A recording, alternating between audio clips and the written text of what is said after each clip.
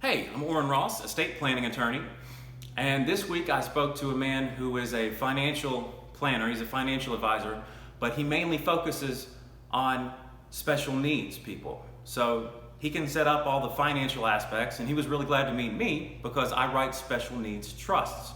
So with a special needs trust, we set this up if someone is on government benefits so that if they receive an inheritance, that money is not counted against them, and we can still keep the government benefits. So the way these work is that you have your government benefits, which are basically paying for food and shelter. If you leave an inheritance to someone with special needs who is receiving those benefits, those assets are now counted as their assets, and the government says, you can pay for all these things that we're paying for, so we're not going to give you your money anymore. So eventually, you have to spend the money down to less than $2,000, and then you can reapply. So most people don't want to have to do that, especially if they're leaving money to one of their family members. So we can set up a special needs trust, which allows you to leave as much money as you want to a special needs person, and it won't kick them off their government benefits. So they can use the money inside the special needs trust for pretty much anything except food and shelter.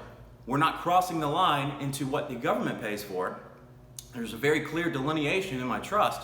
So we can have the inheritance and we can still keep the government benefits.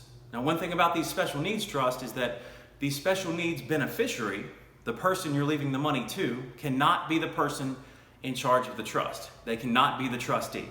So someone else has to be in charge. So usually it's a family member, maybe a sibling, who's going to be there to take care of things for them over time. Or you can use a corporate trustee if you want. And sometimes we use both. We'll use a family member to take care of all the personal items. They know the person better, they know what's good for them. And then we use the corporate trustee to manage the money and make sure that everything is kept properly maintained. So I'm a great referral for anyone that you know who has a special needs relative that they would like to leave money to. Don't let them get kicked off their government benefits. We can set up a special needs trust for you to completely avoid that situation.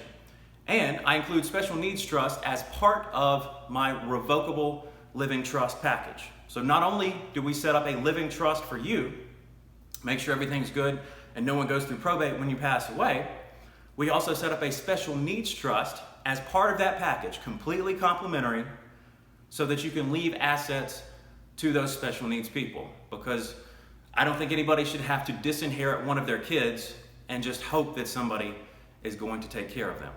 So if you'd like to talk about a special needs trust, please call our office at 678-250-4281, or you can find us online at orrinrosslaw.com.